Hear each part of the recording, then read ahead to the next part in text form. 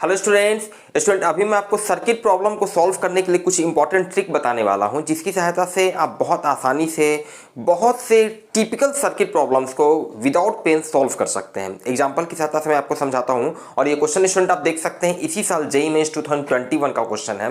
Question में आप देख सकते हैं दो आपको बैटरी दिया गया है, E1 और E2 दोनों बैटरी का आपको ईएमएफ और इंटरनल रेजिस्टेंस दिया हुआ है। तो 2 पॉइंट X और Y के बीच का पोटेंशियल डिफरेंस स्टूडेंट हम लोगों को निकालना है। अब कैसे स्टूडेंट आप इस क्वेश्चन को बिना पेन की सहायता से सॉल्व कर सकते हैं, देखते हैं।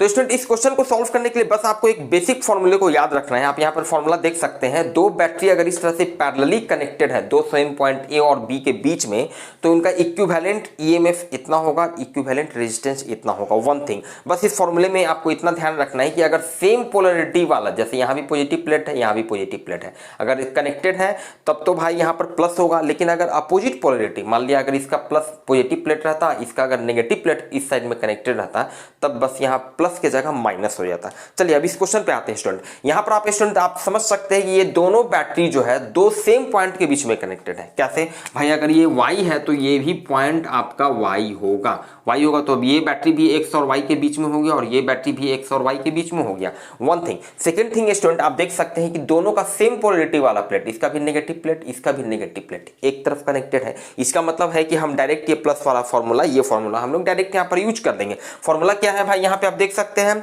एक का ईएमएफ इंटू दूसरे वाले का इंटरनल रेजिस्टेंस प्लस दूसरे का ईएमएफ इंटू पहले वाले का इंटरनल रेजिस्टेंस डिवाइडेड बाय दोनों रेजिस्टेंस का सम। ठीक है, तो यहां पर अब देखिए कोई पेन का जरूरत नहीं है।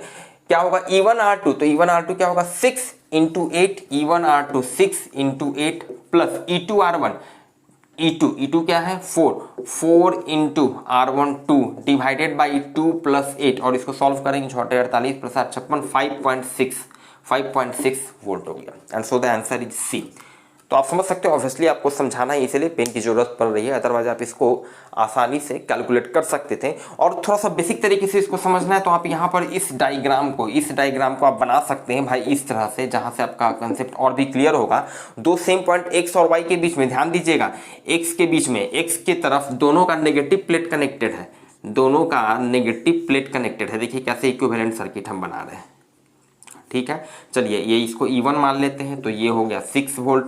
इसका इंटरनल रेजिस्टेंस इसके साथ सीरीज में कनेक्टेड होगा, ये होगा 2 ओम। ठीक है, और ये कितना है 4 वोल्ट, ये हो गया 4 वोल्ट। इसका इंटरनल रेजिस्टेंस कितना हो गया 8 ओम हो गया।